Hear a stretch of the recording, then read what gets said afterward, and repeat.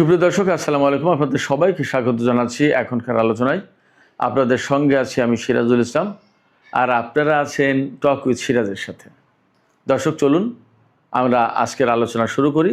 আজকের আলোচনার প্রথম যে বিষয়টা এখানে টানব সেটা হচ্ছে, দুপুরের ভিডিওতে আমি বলেছিলাম যে ইরান কি ক্ষয়ক্ষতি করেছে মার্কিন বাহিনীর মধ্যপ্রাচ্য অঞ্চলে, তার একটা তালিকা দিয়েছিলাম।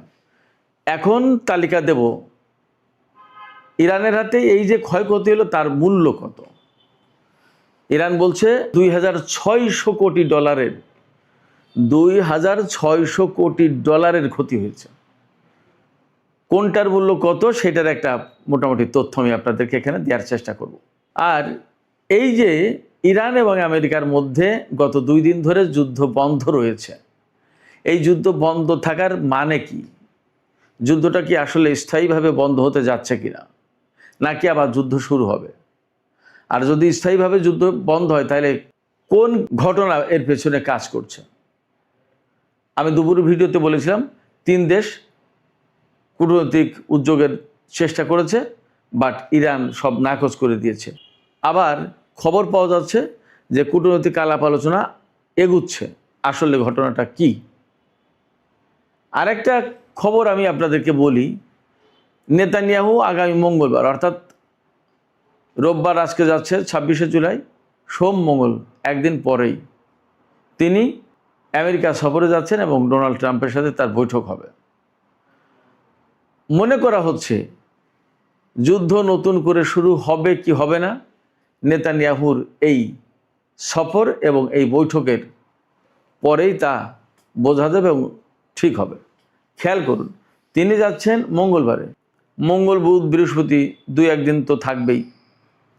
তার মানে শুক্র শনিবার যদি ইরানের উপরে আমেরিকা হামলা চালায় তাহলে নেতানিয়াহুর সফরেরই সিদ্ধান্ত ফাইনাল হবে এবং সেই হামলাটা মোটামুটি বৃহস্পতি শুক্র শনি এইরকম টাইমেই শুরু হয়ে যাবে।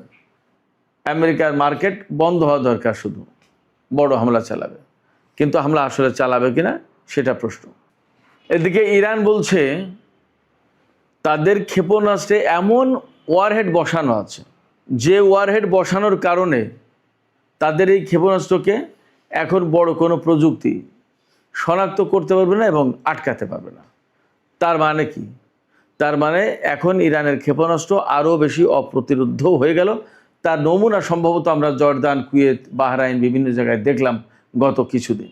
আরেকটি খবর আছে, সৌদি আরব থেকে নাকি 500 মার্কিন সেনা সৌদি সরকারকে না বলেই চলে গেছে। এটা নাকি বলছি, একদম কনফার্ম খবর না, সামাজিক মাধ্যমে আমি খবরটা দেখলাম। এই খবরের সত্যতা নিয়ে এখনও আমি শিওর না, বাট খবরটা দেখেছি তাই আমি আপনাদেরকে শুধু জানালাম। সর্বশেষ আর একটা বিষয় নিয়ে আমি আজকের ভিডিওতে আলোচনা করব, সেটা হচ্ছে ইউক্রেন ইরানের একটি জাহাজে হামলা করেছে। আপনারা জানেন কাস্পিয়ান সাগরে। ইউক্রেন কেন ইরানের এই জাহাজে হামলা করলো এবং এ ব্যাপারে ইরান কি ভাবছে, কি বলছে? যুদ্ধ কি তাহলে ইউক্রেন রাশিয়া এই পর্যায়ে চলে যাবে? ইরানের এই যুদ্ধ, তার মানে যুদ্ধ কি আরও ছড়িয়ে পড়ছে এবং এই যুদ্ধ আসলে বিস্তৃত হয়ে কত দূর যাবে, এ প্রশ্ন কিন্তু আসছে। আর একই সাথে জানিয়ে রাখি, তেলের দাম কিন্তু $100 উপরে ব্যারেল প্রতি। এখন যুদ্ধের যে পরিস্থিতি তাতে মনে হচ্ছে বাব আল মানদেব প্রণালী থেকে সুদূর কাস্পিয়ান সাগর, বিরাট বিশাল অঞ্চলে কি যুদ্ধ ছড়িয়ে পড়ছে বা ছড়িয়ে পড়লো। সুপ্রিয় দর্শক, চলুন আমরা বিস্তারিত আলোচনা করি। আর তার আগে বলে রাখি, ভিডিও যদি ভালো লাগে তাহলে লাইক কমেন্ট শেয়ার করবেন এবং চ্যানেলটি সাবস্ক্রাইব করে সাথেই থাকবেন। দর্শক, চলুন আমরা বিস্তারিত আলোচনা করি। প্রথম যে আলোচনা করতে চেয়েছিলাম সেটি হচ্ছে এই যে আজকে দুপুরে ভিডিওতে বলেছিলাম যে আমেরিকার কি ক্ষয়ক্ষতি করেছে, তাই ইরানের সামরিক বাহিনী IRGC একদম প্রকাশ্যে বলেছে এবং এটা বিশ্বের বিভিন্ন গণমাধ্যমে এখন আছে। ইন্ডিয়ার কোনো ইয়ে নেই, কোনো অবস্কিউর নেই, কোনো অস্পষ্টতা নেই এবং পাশ্চাত্যের গণমাধ্যমে কথা বলছেও। খোদ আমেরিকার গণমাধ্যমগুলোই বলছে যে আমেরিকার অস্ত্র ভান্ডার বড় সংকটের মুখে পড়ার কারণে আমেরিকা এই যুদ্ধ আপাতত স্থগিত রেখেছে। জানি না এই যুদ্ধ আসলে আপাতত স্থগিত রাখার প্রশ্ন, নাকি আরও বড় হামলা করতে চায় তার জন্য সামগ্রিক একটা প্রস্তুতি। কথা কিন্তু সব রকমেরই আছে। যাই হোক না কেন, বড় হামলা করলেও ইরানকে মোকাবেলা করতে হবে, যুদ্ধ যদি আমেরিকা না করে তাহলেও ইরানকে তার মতো করে আগাতে হবে। যদি বড় হামলা করতে যায় তাহলে তার জন্য তো ইরান প্রস্তুত আছে, সে কথা বলেছে। ইরানের সামরিক বাহিনীর যে মুখপাত্র ব্রিগেডিয়ার জেনারেল আকরাম মিনিয়া, তিনি আজকে বলেছেন ইরানের সামনে এখন 3টা পথ। এই যে যুদ্ধ বন্ধ করলো, এখন কি করবে আসলে তারা 3টা কাজের যে কোনোটা করতে পারে। একটা হচ্ছে বড় হামলা চালানো ইরানের উপরে, অথবা যুদ্ধ থেকে পালিয়ে যাওয়া বন্ধ করা, অথবা ইরানের বিরুদ্ধে স্থল অভিযান চালাতে সেনা পাঠানো। জেনারেল আকরাম মিনিয়া বলেছেন যে আমেরিকা যেটা করুক তার জন্য ইরান প্রস্তুত আছে। যে 2 দিন আমেরিকা যুদ্ধ বন্ধ রেখেছে, হয়তো ইরানও সেই 2 দিন বন্ধ রেখেছে এই কারণে তারও তো একটু গুছিয়ে নেওয়ার, তারও প্রস্তুতির প্রয়োজন আছে। ভেতরে ভেতরে কী হচ্ছে সেগুলো বোঝার চেষ্টা দরকার আছে। এপাশে ইরাকে কিন্তু ইরান ঠিকই হামলা চালিয়েছে। ইরাকের এরবিল এলাকায় মার্কিন যে সমস্ত স্থাপনা, যে সমস্ত অস্ত্র মোতায়েন ছিল বা যে সমস্ত ঘাঁটি, ওখানে প্রচুর গোয়েন্দা ঘাঁটি এবং প্রশিক্ষণ কেন্দ্র অনেক কিছু আছে।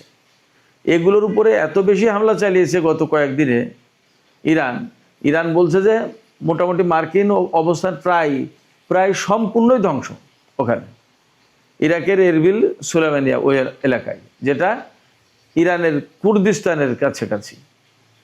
ওই এলাকা কুর্দি অধ্যুষিত এলাকা।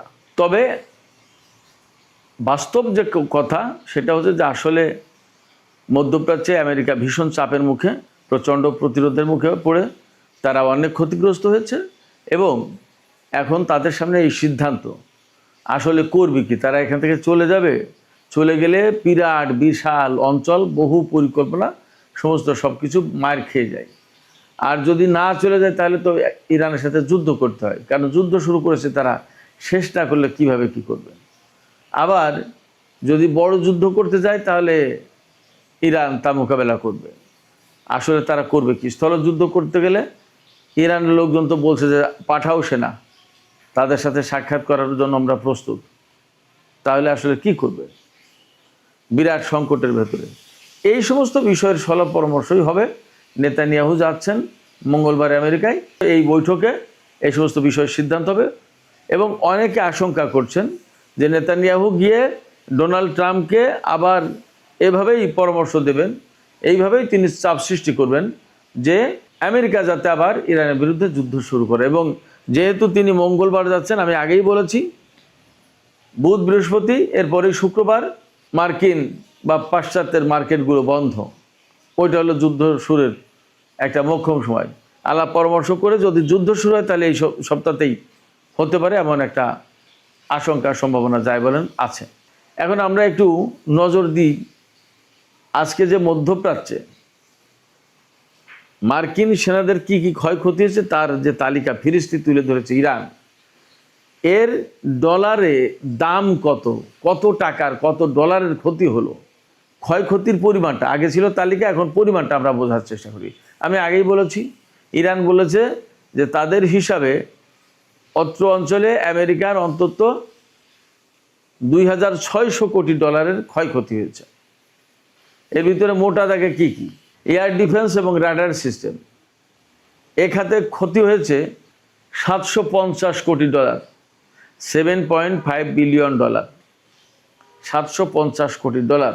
লজিস্টিক্স, ওয়্যারহাউস অর্থাৎ গুদাম, অস্ত্রের গুদাম এবং অবকাঠামো, এই যে ক্ষয়ক্ষতি হয়েছে এই 3 খাতে তার পরিমাণ হচ্ছে 6.8 বিলিয়ন ডলার, তার মানে 680 কোটি ডলার।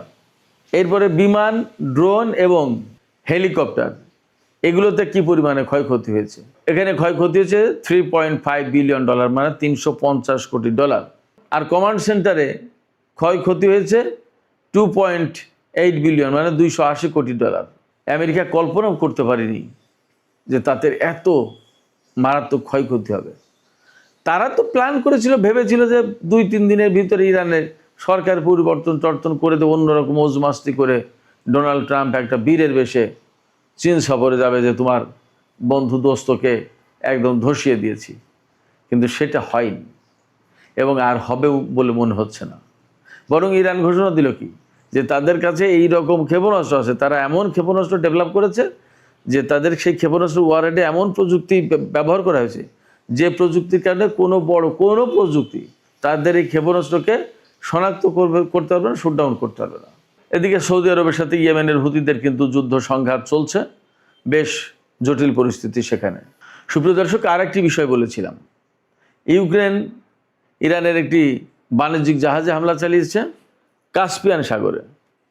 কাস্পিয়ান সাগর হচ্ছে ইরানের একেবারে উত্তরে।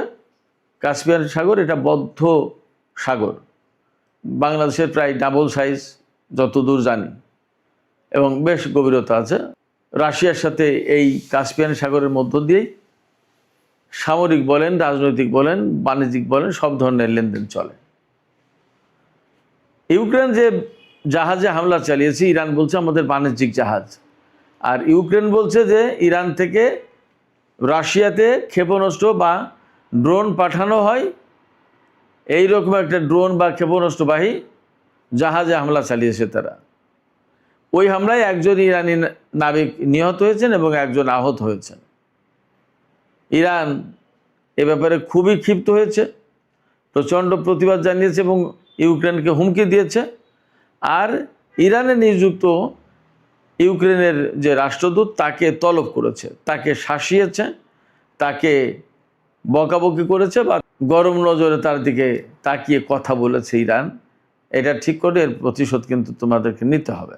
তো ইরান কড়া হুঁশিয়ারি উচ্চারণ করে বলেছে যে ইউক্রেন এই যে হামলা চালালো ইরানের জাহাজে, এটা বিনা জবাবে, বিনা শাস্তিতে ইউক্রেন পার পাবে না। এবং ইরান এও হুমকি দিয়েছে যে ইউক্রেন এই হামলা চালিয়ে এই যুদ্ধের পরিধি আরও অনেক বেশি বিস্তৃত করে তোলার ব্যবস্থা করলো, মানে যুদ্ধ অনেক বেশি ছড়িয়ে দেওয়ার ব্যবস্থা করলো। যুদ্ধ কিন্তু ছড়িয়ে যেতে পারে। এখন ইউক্রেন পরবর্তীতে আর কি ব্যবস্থা নেয় সেটা একটা দেখার বিষয়। এখানে প্রশ্ন আসতে পারে যে ইউক্রেন হঠাৎ করে এতদিন পরে ইরানের উপরে এখন কেন হামলা চালালো? এর একটা জবাব হতে পারে, আমেরিকা কিন্তু ইরানের সাথে 2 দিন যুদ্ধ বন্ধ রেখেছে। তার মানে যদি আমেরিকা ইরানের উপরে বড় ধরনের হামলা চালাতে চায়, তাহলে তারা প্রস্তুতি নেওয়ার চেষ্টা করছে। এপাশে ইউক্রেনকে দিয়ে হামলা চালিয়ে ইরানকে এই দিকে ব্যস্ত রাখার চেষ্টা করছে, এবং ওপাশে আমেরিকা নিজেদের মতো করে প্রস্তুত হবে, বড় যুদ্ধের জন্য একটা প্রস্তুতি নেবে এবং বড় যুদ্ধ হয়তো চালাবেও। এই জায়গায় ইরান কতটা টেকনিক্যালি এই বিষয়গুলো এই মুহূর্তে হ্যান্ডেল করতে পারে এবং কি করবে, অনেক কিছু হিসাব বিকাশ আছে। দেখা যাক, আমরা অপেক্ষায় থাকি, দেখি আসলে কি হতে যাচ্ছে, কি হয়। তবে এটা ঠিক যে ইউক্রেন যদি আরও দফায় দফায় হামলা চালায় ইরানের উপরে, তাহলে ইরান নিশ্চিতভাবে ইউক্রেনকে জবাব দেবে, সেখানে মনে হয় কোনো ছাড় দেবে না। আর যে হামলা চালিয়েছে সেটার কি জবাব হয় সেটা একটা দেখার ব্যাপার। ইরান কিন্তু বলেছে বিনা শাস্তিতে, বিনা জবাবে পার পাবে না ইউক্রেন। যদি এই যুদ্ধ অনেক বেশি মাত্রায় ছড়িয়ে পড়ে, তাহলে কিন্তু এই যুদ্ধ ইউরোপের অনেক অঙ্গনে ছড়িয়ে পড়ার একটা আশঙ্কা থাকে, এবং রাশিয়া, ইরান, ইউক্রেন এরকম একটা প্রেক্ষাপট চলে গেল, যুদ্ধের বহুমাত্রিকতা পেয়ে গেল।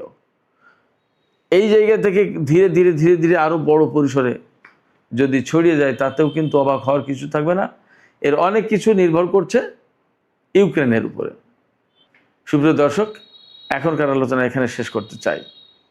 আলোচনা শেষের আগে আপনাদের কাছে জানতে চাই, আপনাদের মতামত বুঝতে চাই, শুনতে চাই।